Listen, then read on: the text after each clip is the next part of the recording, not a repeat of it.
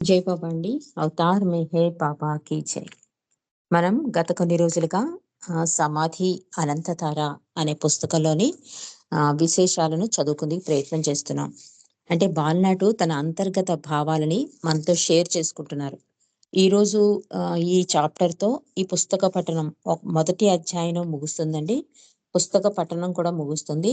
అనంతరం బాబా బర్త్డేస్ అనంతరం మన వీలుని బట్టి మళ్ళీ ప్రభు అనుమతితో ఆ ద్వితీయ భాగం తృతీయ భాగం కూడా చదువుకుందుకు ప్రయత్నం చేద్దాం. ఈరోజు ఈ మొదటి చాప్టర్ అంటే ఫస్ట్ భాగంలో మొదటి భాగంలో ఆఖరి చాప్టరు విశ్వాత్మక ముఖము. దీని గురించి బాలనటి ఏమంటున్నారు మనం తెలుసుకుందామండి. చాలా కాలం క్రితం భారతదేశంలో ఒక రాజు ఉండేవాడు.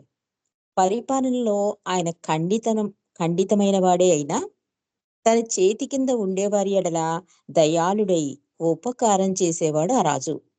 ఆయన తన విద్యుత్ ధర్మాలన్నిటినీ యథావిధిగా నిర్వహిస్తూ సాధారణ ప్రజల అవసరాలు తీరుస్తూ అందరినీ సమదృష్టితో రాజకార్యాలు నేర్పుతూ నిరాపేక్షణీయ పరిపాలకునిగా పేరు తెచ్చుకున్నాడు ఆ రాజు.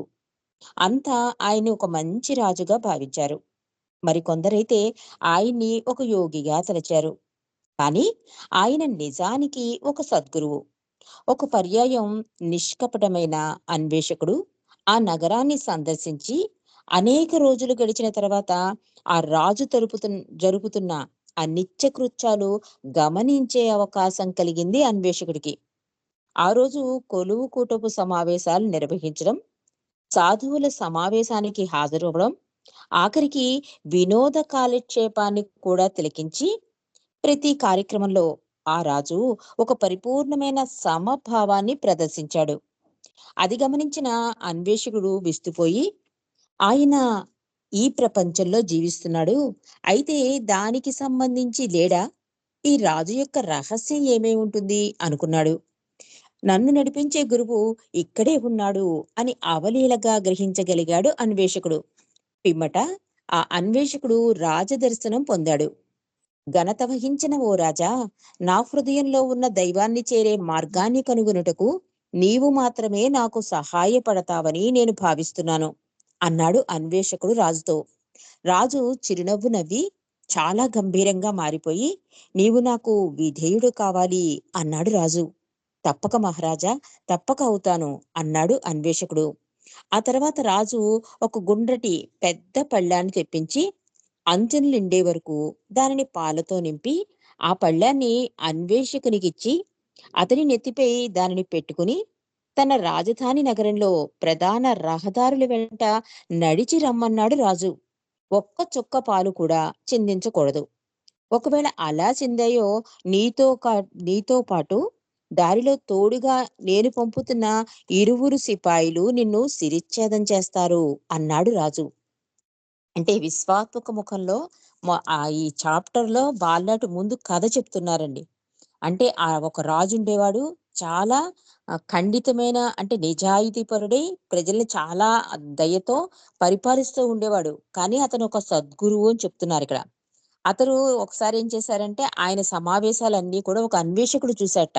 అంటే ప్రతి దాంట్లోనూ కూడా అన్నిట్లోనూ కూడా రాజు చాలా యాక్టివ్ గా పాల్గొంటున్నాడు. ఒక ఆనందకరమైన కార్యక్రమమైన, ఒక సాధువుల సమావేశమైన, ఎందులో చూస్తే అందులో పరిపూర్ణత కనిపిస్తోంట రాజులో. ఏంటి ఎలా కుదురుతుంది? ప్రపంచంలో ఉంటూ కూడా, జీవిస్తూ కూడా అన్నిట్లికి అతుకు అంటే అన్నిట్లోనూ ఆ పరిపూర్ణ పాత్రను ఎలా నిర్వహించడం కుదురుతుంది? అంటే దేనికి అంటకుండా ఉంటున్నాడు. పైగా అందులో ఉన్నట్టుగా కనిపిస్తున్నాడు. ఈ భేదం నాకు తెలియట్లేదు అనుకుని, నాకు సరైన గురువు ఇతనే నాకు మార్గం చూపించగలడని రాజు దగ్గరొచ్చి అడుగుతాడు. నాకు దైవాన్ని చేరే మార్గాన్ని చూపించండి అంటే రాజు అంటాడు, నువ్వు నాకు విధేయుడిగా ముందుండాలి అన్నాడు. అలాగే అన్నాడు. అందుకు రాజు ఒక పరీక్ష పెట్టాడు. ఒక పళ్ళెం నిండా పాలు పోసి అది నెత్తిమీద పెట్టుకుని రాజి మా దా దారులుంటాయి కదా! రాజధాని నగరంలో ప్రధాన రహదారుల గుండా నడవమంటాడు. కానీ ఒక కండిషన్ పెడతాడు. నువ్వు నడుస్తున్నప్పుడు పళ్ళెంలోని పాలు కింద తొడకూడదు. ఒక్క చుక్క కూడా కింద పడకూడదు. అలా పడిందంటే సైనికుల్ని శిరచ్ఛేదన చేస్తారు అన్నాడు రాజు. అంటే పళ్ళెంలో పాలు ఒలగడం అంటే గిన్నెలో పాలంటే ఒలగవండి. పళ్ళెంలో పాలంటే గమ్మున ఒలిగిపోతాయి. అయినా సరే అతను ఒప్పుకున్నాడు.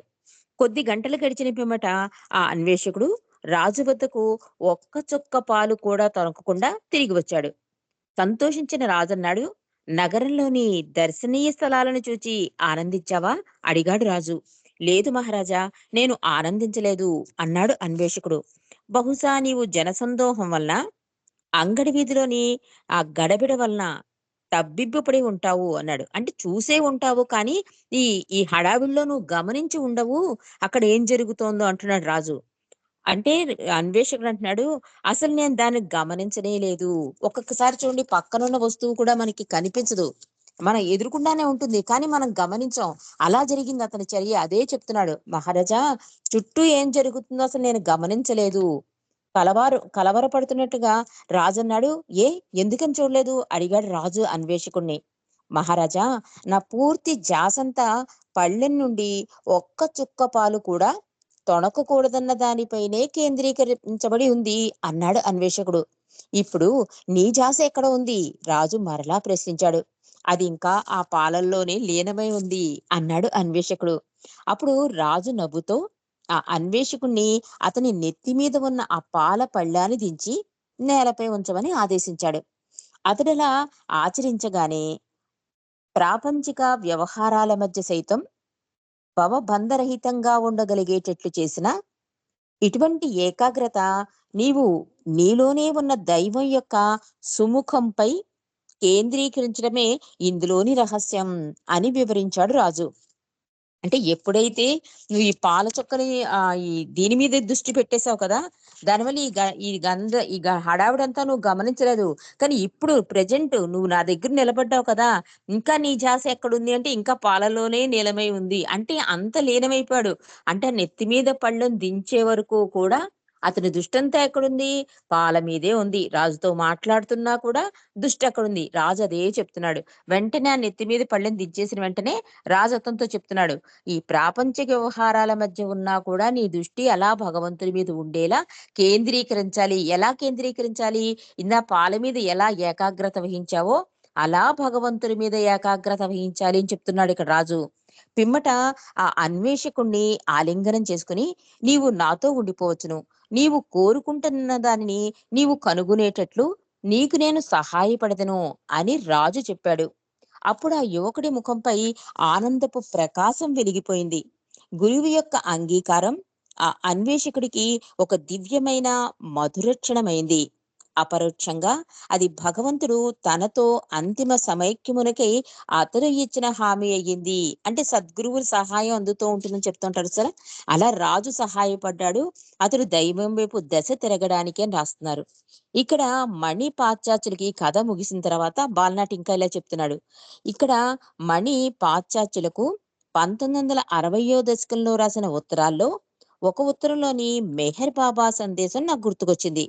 ఈ క్రింది సందేశాన్ని ఆయన తన ప్రేమికులకు, అనుచరులకు అందించారు. ఆ సందేశం ఇలా ఉంది అని చెప్తున్నాడు బాలనాటు. "అన్ని సమస్యలను పరిష్కరించుటకు నన్ను హృదయపూర్వకంగా గుర్తుంచుకొనండి." ఇది ఎంత సరళంగా ఉన్నది. అయితే అయ్యో, నేను తరచుగా నా దృష్టిని బాబాపై కేంద్రీకరించడం ఎలా మర్చిపోతున్నానో! దీన్ని నేను ఎల్లప్పుడూ జ్ఞాపకం పెట్టుకోలేకపోయినప్పటికీ, నిజానికి నా నిత్య జీవితంలో అనుక్షణం ఆయన నాతో ఉంటున్నారు. ఆయన నాతో నా జీవితం ఆయనపై నా దృష్టిని కేంద్రీకరించేందుకు అనువైన మార్గాన్ని కనుగొనుటకు ఒక విధానమైనది. ఇటువంటి ప్రయాణంలో ఆయనే నన్ను ఉంచి, నాలోనే ఉన్న ఆయన నివాసానికి చేరే మార్గమందు నాకు సహాయపడటం కొనసాగిస్తున్నారు అంటున్నాడు బాలనాటు. అంటే ఆయనతో నా జీవితం, ఆయనపై నా దృష్టిని కేంద్రీకరించేందుకు అనువైన మార్గాన్ని కనుగొనుటకు ఒక విధానమైనది. అంటే బాబా చేసే ప్రతి చర్య అంటే ప్రతీదీ కూడా అతను ఆలోచిస్తున్నాడు కదా! ఏదైనా ఒక సమస్యొచ్చినా, ఏదొచ్చినా కూడా బాబాయే చాలా సహజంగా తన హృదయంలో ఉన్న బాబాయే నివృత్తి చేస్తున్నాడు. ఒక్కొక్కసారి నేను మర్చిపోయినా కూడా నా జ్ఞాపకాలలో ఒక్కొక్కసారి గుర్తుకొస్తుంది. ఒక్కొక్కసారి జ్ఞాపకం ఉండదు. నా నిత్య జీవితంలో అనుక్షణం అయినా నాతోనే ఉన్నారు అంటున్నాడు. అంటే మనతో మెహరామాయి కూడా అదే అంటారండి. మన పనులు అని మనం మునిగిపోయి ఆయన్ని మరిచిపోయినా కూడా ఒక్కసారి ప్రేమికుడును అని తీసుకున్నాక బాబా దృష్టి ఎప్పుడూ కూడా ప్రేమికుల మీదే ఉంటుంది అంటారు. మెహ్రామాయి కూడా. ఇక్కడ బాలనాడు కూడా అదే అంటున్నాడు. నాలోని ఉన్న ఆయన నివాసానికి చేరే మార్గమందు నాకు సహాయపడడం కొనసాగిస్తున్నారు అని చెప్తున్నాడు బాలనాటు. ఇది నాకు కొన్నేళ్ల క్రితం విన్న కథ గుర్తుకు తెచ్చింది. ఒకప్పుడు ఒక ఆమె ఉండేది. ఆమెకు ఒకే ఒక్క కుమారుడు ఉన్నాడు. అతడు ఒట్టి అవివేకి, మందమతి అయినా ఆమె అతడిని అమితంగా ప్రేమించేది. ఆ తల్లి ఉబ్బస వ్యాధితో బాధపడుతూ తాను గనక తీవ్రమైన నొప్పితో బాధపడుతుంటే అక్కడ ఉన్న పాత సంచులలో ఒక దాని యందుంచిన ఫలానా మందును వెంటనే తీసి తనకు ఇవ్వమని కొడుకుకి చెప్పింది. ఇక్కడ తనకు ఒక కథ గుర్తుకొచ్చిందని చెప్తున్నాడంటే భగవంతుడు తండ్రి, తల్లి పాత్ర ఎలా వహిస్తాడు, ఎలా మన హృదయంలో ఉన్న భగవంతుడు నడిపిస్తాడు అన్నదానికి ఒక చిన్న కథ చెప్తున్నాడండి. ఒక తల్లి ఉండేది. ఆమెకి ఒక అవివేకైన అంటే అతను ఏది రానిమాట. ఒక రకమైన చెప్తే మందమతి అని రాశారిక్కడ. అలాంటి కొడుకుండేవాట. ఆవిడకేంటి ఉబ్బసం వ్యాధి ఉండేది. ఆవిడ చెప్పింట, నేనెప్పుడైనా ఎక్కువ బాధపడి నిన్ను సహాయం ఏదో అడిగాను అంటే అది నా మందులుంటాయి కదా! గబుక్కున నేను చెప్పలేని పరిస్థితిలో ఉన్నప్పుడు నా పరిస్థితిని ఆలోచించి, నువ్వే వచ్చి ఆ మందు తీసివ్వాలి నాకు అని కొడుకు దగ్గర మాట తీసుకుంది. ఒక రోజున ఆమెకు నొప్పి తీవ్రంగా వచ్చింది. అతను ఒక డాక్టర్‌ని పిలుచుకొచ్చాడు. ఆయన పరీక్షించి, ఆమె పరిస్థితి చూస్తే బతికేటట్టు లేదని ప్రకటించాడు డాక్టరు. అదృష్టవశాత్తు అదే క్షణంలో ఆమె కొడుకునకు తల్లి చెప్పిన మందు విషయం గుర్తుకొచ్చింది. అతను ఆ మందును తన తల్లికి వేయగా ఆమె క్రమంగా తిప్పుకుని బతికింది. ఇంద్రియాలన్నీ పనిచేయడం జరిగి ఆమె తన కొడుకును ఆలింగనం చేసుకుంటుంటే ప్రేమాశ్రువులు ఆమె కళ్ళ నుండి జాలువారాయి. ఆమె ఒక్కసారి కూడా అంతకు మునుపు కూడా ఆ మందును తనకు వేయడం మరిచిపోయి తన ప్రాణాన్ని ప్రమాదంలో పడవేయవద్దని తన కుమారుని గద్దించి ఉండలేదు. ఆమె కేవలం అతనికి తల్లి ప్రేమనే అందించింది. అలా నేను ఎన్ని పొరపాట్లు చేసినా ఎన్నడూ అసహించుకొని ఈ ఆ దివ్యమాత ఒక బిడ్డవలే ఎంత అద్భుతంగా బాలనాడు చెప్తున్నారు. అంటే ఆ తల్లికి మందు వేయమని చెప్పింది కానీ అది కూడా గదమాయించలేదు, ఆర్డరేయలేదు. అంటే తల్లి ప్రేమగానే చెప్పింది. కొడుకు ఎలా ప్రవర్తించినా కూడా ఏనాడు కూడా అతన్ని కష్టపెట్టలేదు. అతన్ని బాధ పెట్టేలా ప్రవర్తించలేదు. కానీ ఒక్క సహాయం మాత్రం అడిగింది. అది అదృష్టవశాత్తు ఆ డాక్టర్ వచ్చి పరీక్ష చేస్తే ఇంకా ఆఖరి గడియల్లో ఉంది అనే టైంకి ఆ కొడుకు గుర్తుకొచ్చింది. అమ్మో! అమ్మ చెప్పింది ఈ మందు వేయమని చెప్పి మందు వేసిన వెంటనే ఆ ప్రాణం నిలబడింది. అందుకు ఆ తల్లి చాలా కృతజ్ఞతతో అతన్ని ఆలింగనం చేసుకుని కళ్ళనీళ్ల పర్యంతలమైందని చెప్తున్నాడు. ఆమె ఒక్కసారి కూడా అంతకు మునుపు కూడా ఆ మందును తనకు వేయమని మర్చిపోవద్దని కొడుకునెప్పుడూ గద్దించలేదు. తన ప్రేమపూర్వక మాటలతోనే కొడుకుని అడిగింది అని చెప్తున్నాడు ఇక్కడ బాలనాటు. అలాగే నేను కూడా అని చెప్తున్నాడు బాలనాటు. అలాగే నేను ఎన్ని పొరపాట్లు చేసినా ఎన్నడూ అసహ్యించుకొని ఆ దివ్యమాతకు ఒక బిడ్డవలే మెహర్ బాబా నాపై తన సంబంధం ఉంచారు. నా అపజయాల్ని పట్టించుకొనక నన్ను ప్రేమతో ఉత్సాహపరుస్తూ నడిపించడం సాగించారు మెహర్ బాబా. ఈ విధంగా మెహర్ బాబా పేరు, రూపం నాకు సంబంధించినంత వరకు ఆయన యొక్క అనంతమైన మాతృప్రేమ, దయ దయగల సుకుమారమైన జ్ఞాపకాలుగా తయారయ్యాయి అన్నారు బాల్నాటు.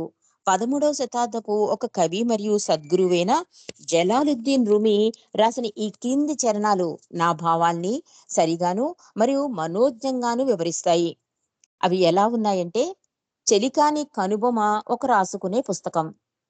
తన ప్రేమికులకది 2 జగత్తుల మర్మాన్ని స్పష్టంగా బయటపెడుతుంది. నీ దృష్టిని ఆ తారపైనే లగ్నం చేయము.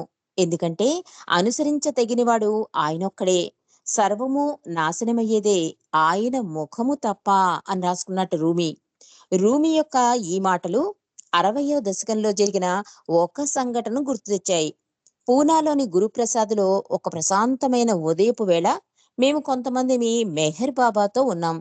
అంతలో ఆయన ఒక కాగితంపై ఒకరి చేత 2 వృత్తాల అర్ధచంద్రాకృతులను గీయించారు. ఆ 2 పరస్పరం ఒక మొన వద్ద కలుసుకున్నాయి. తన మండలిలో ఒకరిని పిలిచి, బాబా ఒక వృత్తంలో అంటే ఒక అర్ధచంద్రాకారాన్ని సగం సగం గీయించారు బాబా. అంటే 2 అర్ధచంద్రాకారాలను గీయించారు. ఫుల్లుగా ఉండే మూన్ ఉంటుంది కదా! ఆ మూన్ ఆఫ్ చేస్తే ఎలా ఉంటుంది? అలా 2 అర్ధచంద్రాకారాలను గీయించారట. బాబా చెప్తున్నారు తన మండలిలో ఒకరిని పిలిచి, బాబా ఒక వృత్తంలో సర్వము అని, మరో వృత్తంలో శూన్యము అని, దాని కిందుగా చెల్లాచెదురుగా అనేక చుక్కల్ని పెట్టమని చెప్పి, ఆ చుక్కల్ని ఆయన శూన్యములుగా పేర్కొన్నారు. సర్వము అనే పదము సత్యమును తెలియజేస్తుందని, శూన్యము అనే పదము మాయను, మరి ఆ చుక్కలు అసంఖ్యాకమైన అసత్య ఆత్మలని ఈ దృష్టాంతము ద్వారా తెలుపుతాయని, అవి వేరుగా ఉండే మాయాపూరిత శూన్యములని బాబా విశదీకరించారు అని చెప్తున్నాడు ఇక్కడ వాల్నాటు. ఆ తర్వాత కేవలం ఆ 2 వృత్తాలు పరస్పరం కలుసుకుంటున్న మొనను సూచిస్తూ, ఈ మొనే సృష్టి బిందువు. దీని ద్వారానే సత్యము నుండి మాయ ఉద్భవించి తిరిగి దానిలోనే కలిసిపోతుంది అని సౌజ్ఞన చేశారు బాబా. అనంతమైన సత్యం సృష్టి బిందువు ద్వారా అవతారుడిగా మానవ రూపంలో దిగివచ్చినప్పుడు ఆయన అవతరణ మాయ సామ్రాజ్యానికి ఒక ఆధ్యాత్మిక కుదుపునిస్తుంది. అందువల్ల దైవీ మానవుని ఈ భౌతిక రూపం తనలోనే ఈ సృష్టి బిందువును భరిస్తుంది. దీనినే సెయింట్ పాలు చక్కగా వర్ణిస్తూ ఇలా అన్నారు: ఆయన కనిపించని దైవం యొక్క ప్రతిరూపం, సకల సృష్టి యొక్క జ్యేష్ఠ సంతానం కనుక ఆయనలోనే సమస్తము స్వర్గంలోను భూమిపైన సృష్టించబడినవి. సర్వము ఆయన ద్వారా ఆయన కోసమే సృష్టించబడినవి. సర్వము ఆయనలోనే కదలాడుతూ వాటి ఉనికి కలిగి ఉండును అన్నాడు ఆ కవి.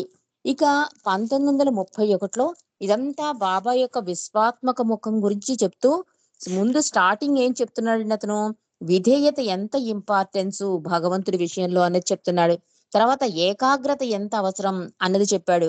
ఆ తర్వాత భగవంతుడి ప్రేమ ఎలా ఉంటుందంటే తల్లి బిడ్డలతో పోల్చాడు. అంటే మనం ఎన్ని పొరపాట్లు చేసినా ఆయన ఎక్కడ విసుక్కోకుండా ఆ ప్రేమను అలా కురిపిస్తూనే ఉంటాడు.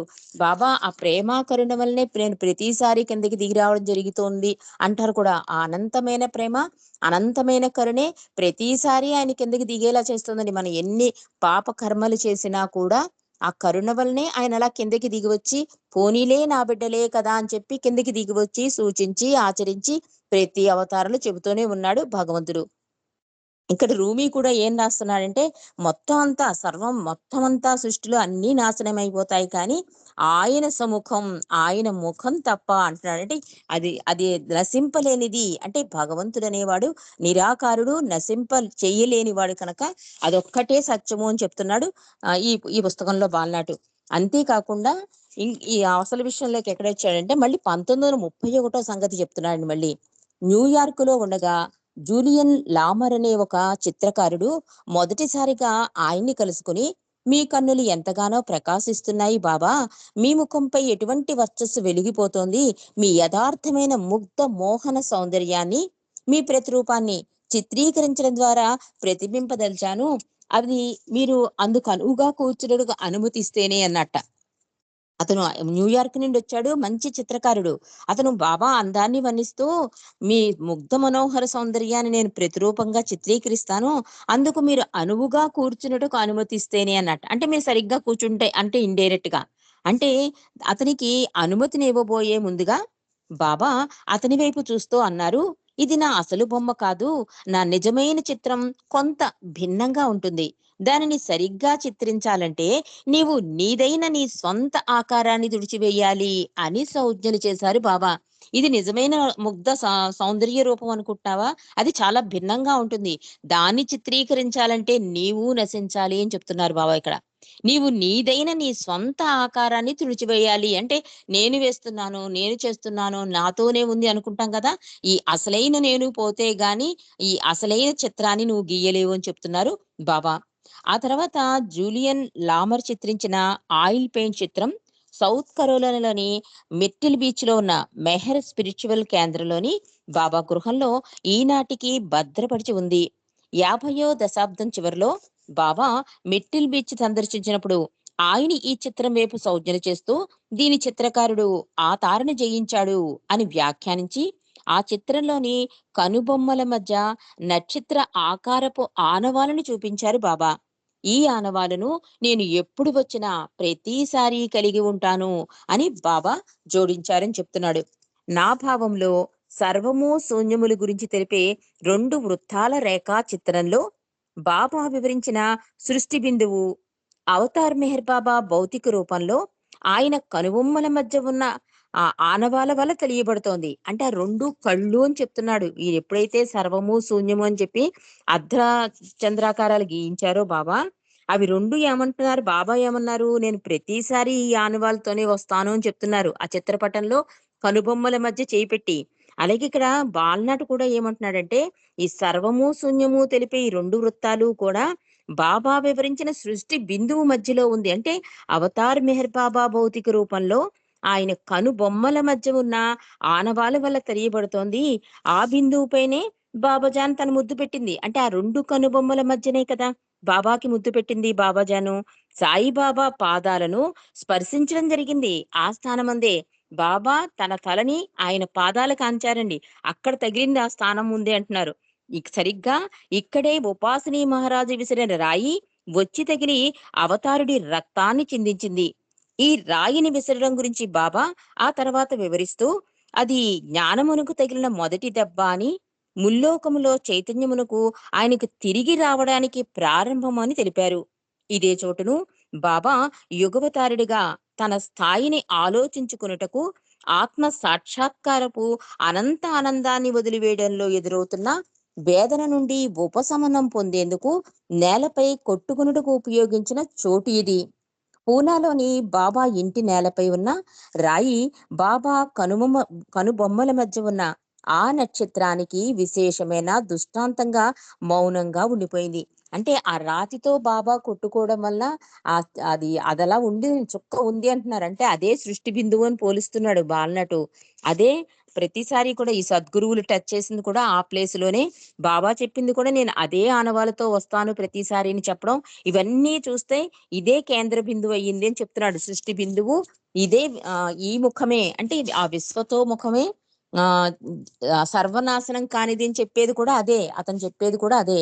కాబట్టి బాలనాట్ ఏమంటున్నాడంటే, ఈ కూడలి స్థనం నుండి బాబా తన కృపను సృష్టికి పంచిపెట్టే తన దివ్య క్రీడను కొనసాగిస్తూ అసత్య ఆత్మలను తిరిగి సత్య ఆత్మలుగా ముంచేందుకు ఆకర్షిస్తున్నారు. జాగాలేని ఈ బిందు స్థానమే పరిమితమైన ఒక మానవుణ్ణి భగవంతుని రూపరహిత అనంతతత్వంలోకి ప్రవేశపెడుతుంది. ఈ విధంగా అవతారిని భౌతిక రూపం, సత్యం, మాయల మధ్య ఒక రాజ మార్గంగా ఉపయోగపడుతుంది. బాబా కనుబొమ్మల మధ్య ఉన్న బిందువు తేజోవంతమైన అనంత మహాసాగరమే తానైన తనలో లోతుగా మునిగేందుకు దూకే స్ప్రింగ్ బోర్డు వలె పనిచేస్తుంది.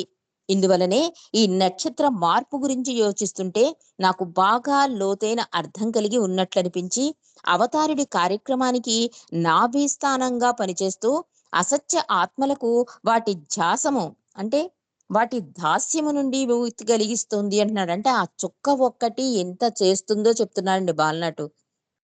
ఆ ప్లేస్ లోనే సద్గురువులు టచ్ చేయడం, ఆ ప్లేస్‌నే బాబా చూపిస్తూ ఇదే నా రాకకు కారణమండం, ఆ ప్లేసే మొత్తం అసత్య ఆత్మలన్నిట్లు కూడా దాస్యం అంటే విముక్తి కలిగించడానికి కూడా అవకాశం ఉంది ఆ బిందువు అని చెప్తున్నాడు.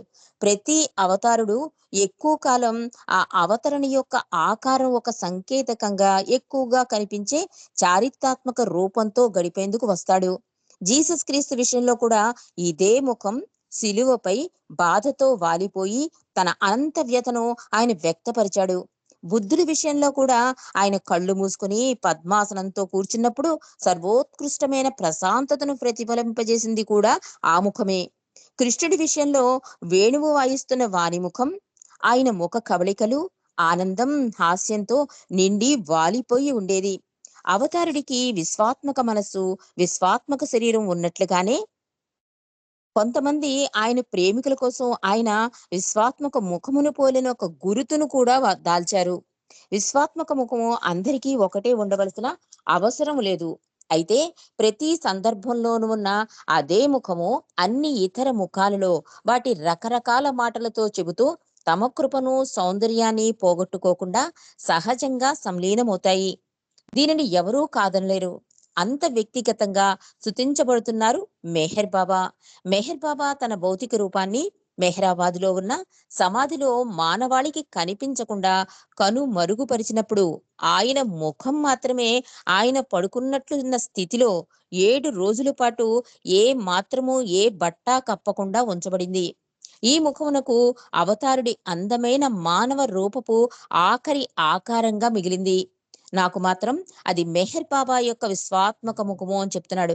అంటే ఈ ముఖంలో ఉన్న ఆ ఒక్క బిందువు వలన ఎన్ని చేస్తుంది, అది ఎన్ని రాకలకు కారణమైంది, అది ఎన్ని అసత్య ఆత్మలకు దాస్య విముక్తిని కలిగించింది. అదే ముఖం, అదే అందమైన ముఖం ఈసారి అవతార్ మెహర్ బాబాగా వచ్చినప్పుడు ఆయన భౌతిక నిర్యాణం అనంతరం మొత్తం అంతా కప్పేశారు. కానీ ముఖాన్ని మాత్రం కప్పలేదని మనం చూస్తూ ఉంటాం ఫిలింలో కూడా. చుట్టూ అదేంటి ఇరిచ్చి కప్పుతాడు. ఆ మొహం చుట్టూ కూడా గులాబీ రంగుదేదో కప్పుతాడతను. రుమాలో ఏదో. ఇక్కడ అదే రాస్తున్నాడు. ఆ ముఖం మాత్రం కనిపించింది అందరికీ. అదొక్కటే దర్శనం చేసుకున్నారండి ఆ రోజప్పుడు. ఆ 7 డేస్ కూడా. మరి దీనిని కాయపరుస్తుందా అన్నట్లు హెలెన్ తామ్ చిత్రించిన కుడ్య చిత్రాల్లో పాకుతున్న గులాబీ పదను నేను గమనించగా, సమాధి ఉత్తర కిటికీలో ఉన్న చిత్రంలో బాబా పాదాల కింద అది వికసించి, సమాధిలో బాబా ముఖం ఉంచిన వైపుగా వెనక్కు పోతున్న జాడ కనిపించింది.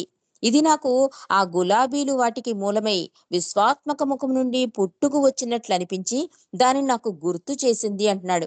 అంటే అక్కడ ఆ హెలెన్ దామన్ వేసిన ఆ చిత్రాలు కూడా, ఆ పొదలు, ఆ పువ్వులు ఇవన్నీ కూడా ఏమి సూచిస్తున్నాయంటే అన్ని విశ్వాత్మక ముఖం వైపే చూస్తున్నట్లుగానే అనిపిస్తోంది అని చెప్తున్నాడు.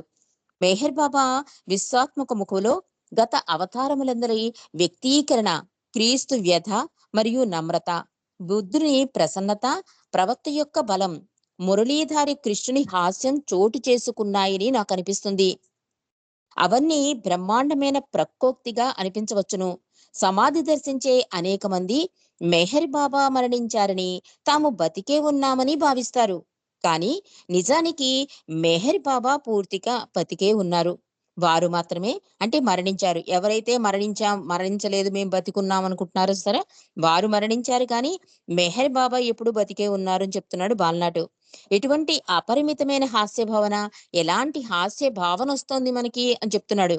ఇలా ప్రముఖమైన అనంత వ్యధ, కరుణ, బలం మరియు హాస్యముల యొక్క అవతార వ్యక్తీకరణలు ఆ సమాధిలోని బాబా విశ్వాత్మక ముఖం ద్వారా అనుగ్రహంతో ఉపశమనం చేస్తూ, మౌనంగా విశదమవుతూ, దివ్య సనాతనుడైన అవతారుడిగా ఆయనపై మన ధ్యాసను కేంద్రీకరించేందుకు మనకు సహాయపడుతోంది ఈ విశ్వాత్మక మనసు అని చెప్తున్నాడు.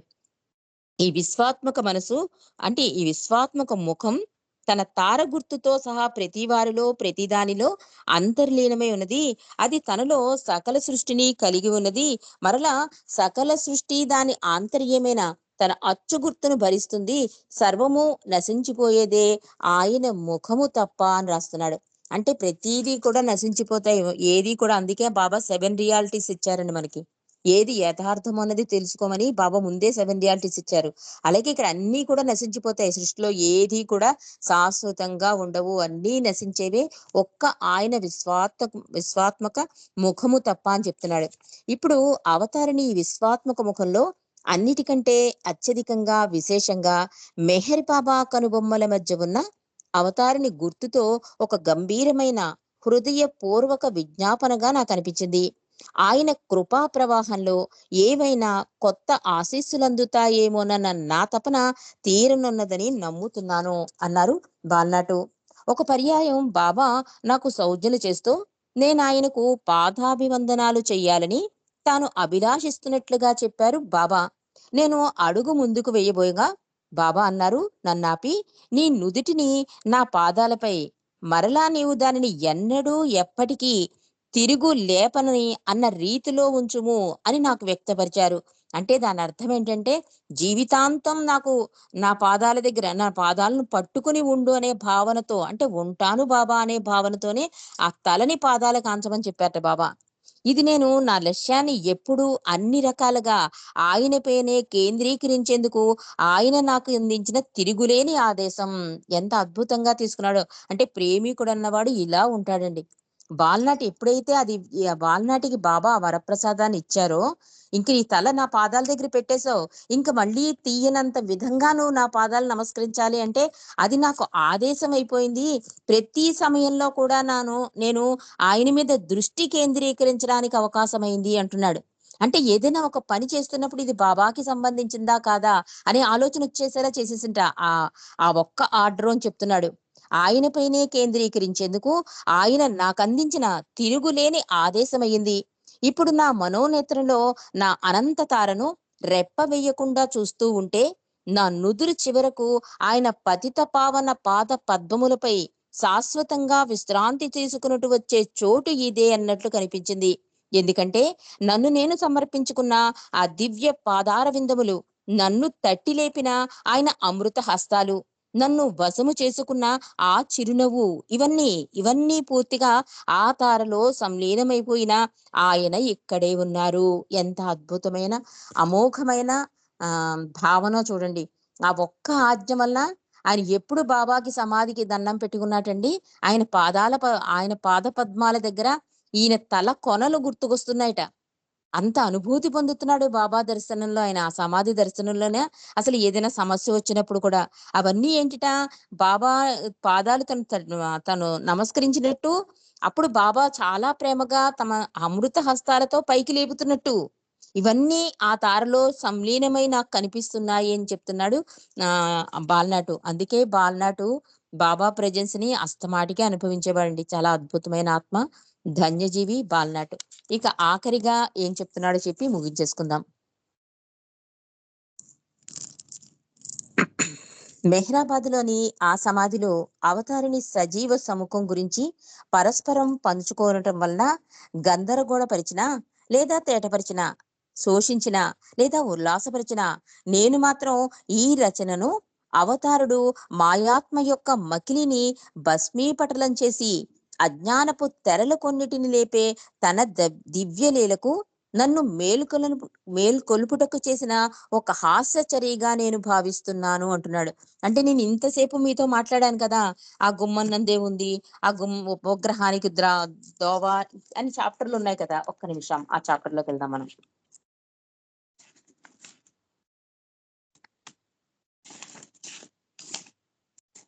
ముందు అతను పుస్తకం ముందే ఏం చెప్పాడు, ఈ భావాలన్నీ కూడా నా అంతర్గతం అన్నాడు బాలనాటు.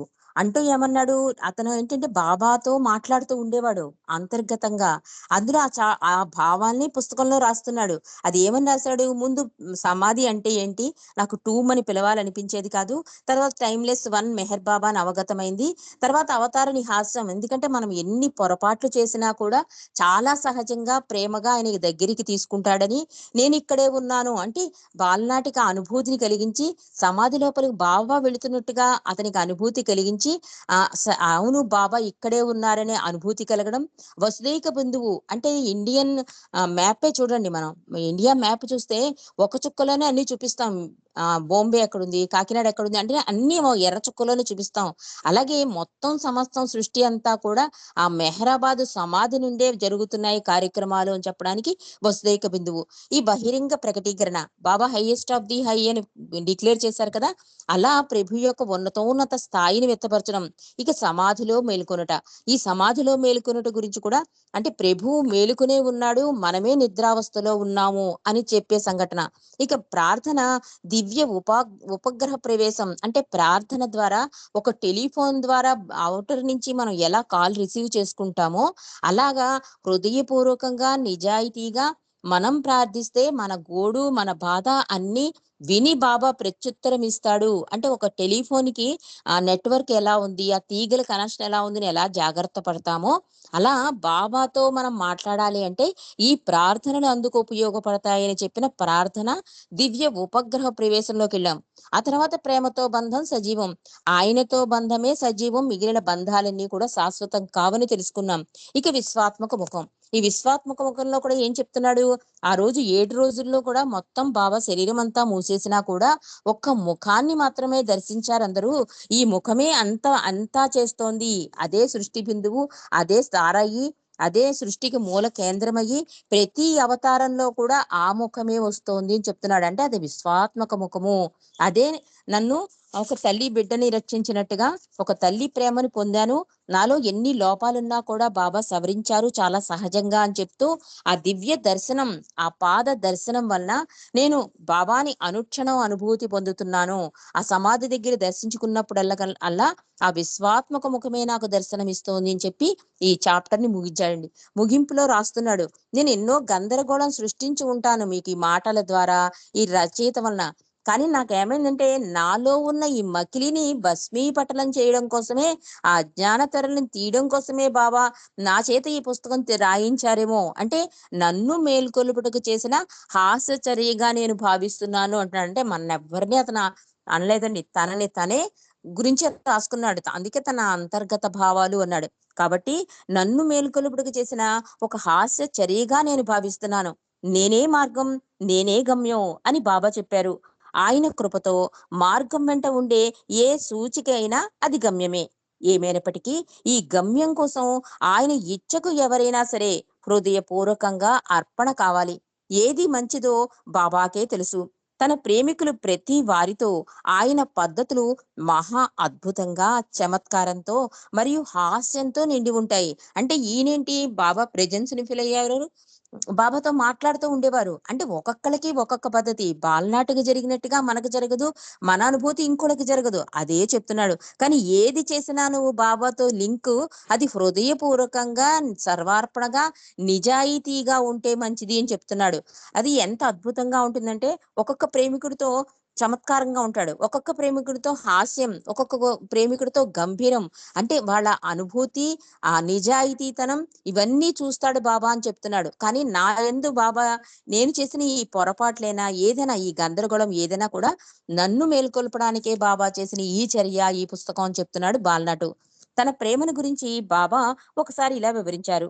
దానిని ఇతరులతో కలిసి పంచుకున్నప్పుడు అది మరింత పెరుగుతుంది అని.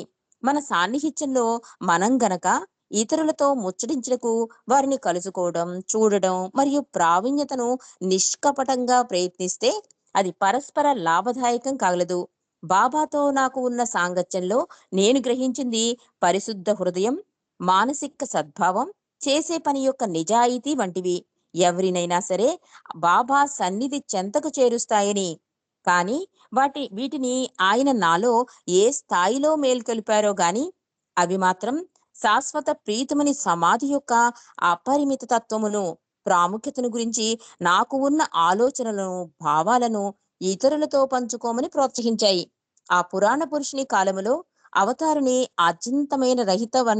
ఆద్యంతమైన రహిత అనంత ఉనికి పరిపూర్ణమైనది, అతిక్రమించరానిది, తనకు తాను ముగిసినదైన ఆ ఏకైక సత్యం యొక్క దేదీప్యమాన తేజస్సుతో నిండిన నాభీస్థానంలో ఆయన ప్రేమికులంతా క్షయమైపోదురుగాక. ఆ పురాణ పురుషుడు అవతార్ మెహర్ బాబాను కీర్తి కలుగుగాక అని ముగించాడండి ఈ మొదటి అధ్యాయంలో. అంటే ఫస్ట్ పార్ట్ లో ఎంత అద్భుతంగా అంటే ఒక్కొక్క ప్రేమికుడికి ఒక్కొక్క అనుభవం ఉంటుంది, అనుభూతి ఉంటుంది. ఆయనతో ఒక లింక్ ఉంటుంది. ఆ సంబంధం నాకు ఇలాంటి సంబంధం కలిగింది. ఇది పొరపాటవ్వచ్చు, గందరగోళం సృష్టించొచ్చు. కానీ నాకు మాత్రం ఏమనిపించిందంటే నాలో ఉన్న ఈ బలహీనతలు ఉంటాయి కదా! ఇవన్నీ కూడా బాబా తెలియపరిచారు అంటున్నాడు. అంటే ఎంత ప్రీతముడికి మనం ప్రాముఖ్యతనివ్వాలి, ఎంత అపరిమితుడు ఆయన, ఆయన ప్రేమ ఎంత అనంతం, ఇవన్నీ కూడా మీతో పంచుకోవడానికి నన్ను ప్రోత్సహించారేమో బాబా యొక్క. అంటే ఒకళ్ళతో షేర్ చేసుకుంటేనే కదండీ ఒక ఆనందం కలిగినా, ఏది కలిగినా మనం ఇంకొకరితో షేర్ చేసుకుంటే ఏమవుతుంది, అది మరింత రెట్టింపు అవుతుంది. బాబా కూడా అదే అన్నారట. ఇతరులతో కలిసి పంచుకున్నప్పుడు అది మరింత పెరుగుతుంది అన్నారు.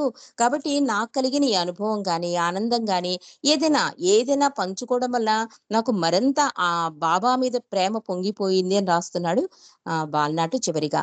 మరి ఇంత అద్భుత పుస్తకాన్ని చదువుకునే భాగ్యం కలిగించిన మెహర్ ప్రభుకి విన్న మీ అందరికీ, చదువుకునే భాగ్యం కలిగిన నాకు, ప్రభుకి అందరికీ కూడా కృతజ్ఞత వందనాలండి. అవతార్ మెహర్ బాబాకి జై. జై బాబా అండి. జీ నాగమణి గారు హారతి పాడతారు. జై బాబా. మణి.